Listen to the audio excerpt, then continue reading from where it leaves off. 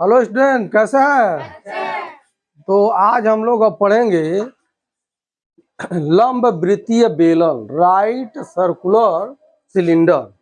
ठीक, तो सबसे पहले कोई भी जो है ये क्या होती है, चादर होती है, प्लेट होती है, ऐसे होती है।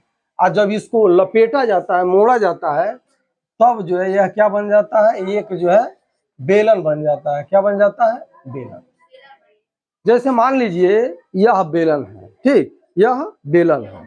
अब यह बेलन है तो इसकी जो मोटाई है, थिकनेस है, इसको मान लिया जाता है नहीं के बराबर है, तब यह जो है बेलन होता है। और इसकी मोटाई ज्यादा होती है तो उसमें खोखले बेलन का आयतन, खोखले बेलन, तब खोखला उसको कहा के उसको बता करके पढ़ा जाता है। तो अभी हम लोग इस बेलन के बारे में पढ़ेंगे।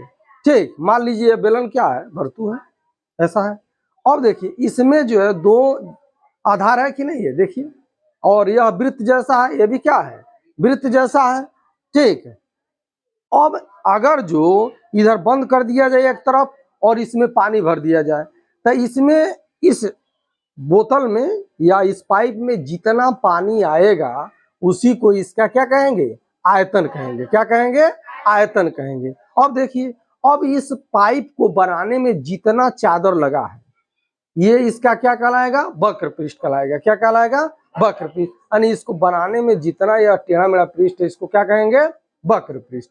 अगर जो ये इधर भी पैक कर दिया जाए, इधर भी पैक कर दिया जाए, और ये वक्र पृष्ठ इधर भी पैक कर दिया जाए, इधर भी पैक कर दिया जाए, तब यह क्या कहलाएगा, इस बेलन का संपूर्ण पृष्ठ कहलाएगा। क्या कहलाएगा? संपूर्ण पृष्ठ। लेकिन अब इस बेलन के बारे में वही विधिवत जान पाएगा जिसको वृत्त के बारे में पता हो।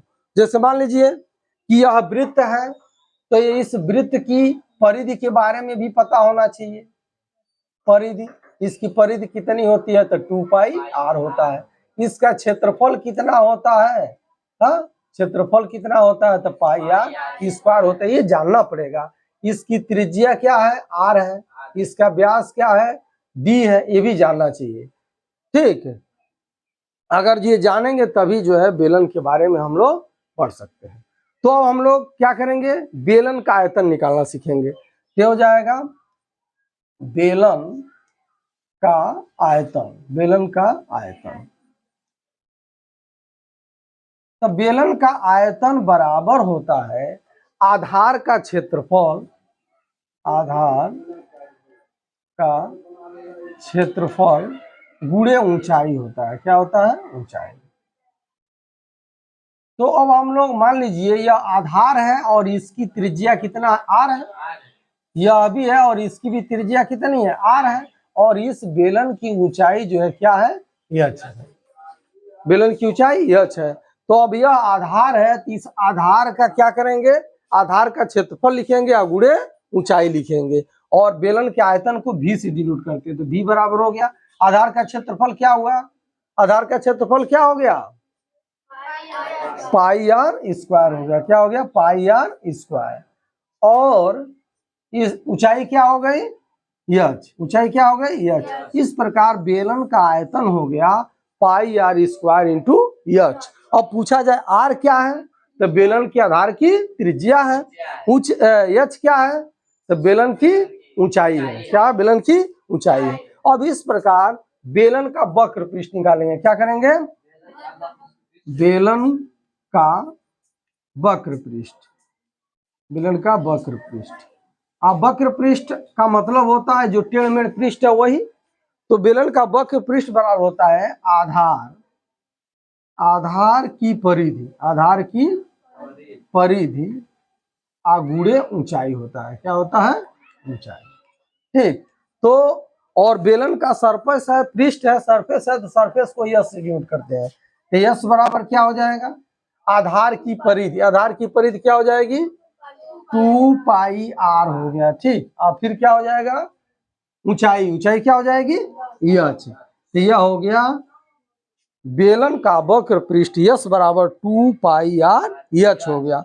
और फिर हम लोग निकालते हैं बेलन का संपूर्ण पृष्ठ। क्या निकालते हैं, बेलन, बेलन का संपूर्ण पृष्ठ। तो बेलन का संपूर्ण पृष्ठ बराबर होता है वक्र पृष्ठ, यह वक्र पृष्ठ हो गया, और यह पृष्ठ का क्षेत्रफल धन इस पृष्ठ का क्षेत्रफल।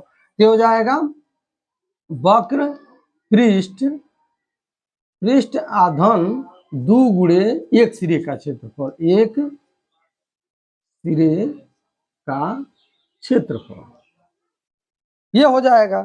और बेलन का संपूर्ण पृष्ठ, तो इसको क्या डिनोट करते हैं, होल सरफेस, क्या हो जाएगा, होल सरफेस बराबर हो गया।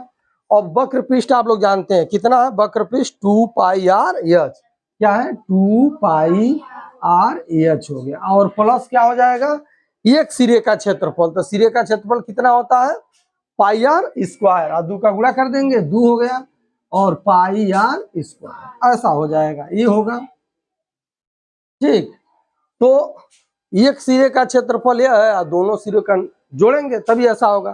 तो इस प्रकार हम लोगों को सूत्र प्राप्त होता है होल सरफेस बराबर, अब दोनों में कॉमन कर लेंगे, क्या क्या माना 2 पाई आर, 2 पाई आर, तो 2 पाई आर हम लोग कॉमन कर लेते हैं, 2 पाई आर कॉमन कर लेते हैं, तो यहाँ पर क्या बचेगा एच, यहाँ पर क्या बचेगा एच, और यहाँ पर क्या बचेगा आर। तो इस प्रकार बेलन का संपूर्ण पृष्ठ बराबर होता है 2 पाई आर और कोष्टक में एच प्लस आर।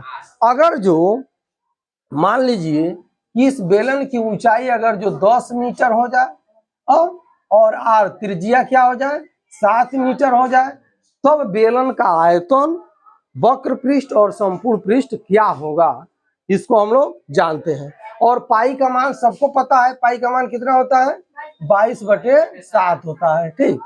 तो अगर जो इसका आयतन निकालना हो तो क्या हो जाएगा, v बराबर क्या हो जाएगा, हाँ 22/7 हो जाएगा, गुणे 7 गुणे 7 गुणे 10 हो जाएगा, एगो 7 से एगो 7 क्या हो जाएगा, कट जाएगा, और यह हो जाएगा 7 दूनी 14 को 4 हासिल 1, 7 दूनी 14 1 15, 154, और यह 0 आ जाएगा, ठीक।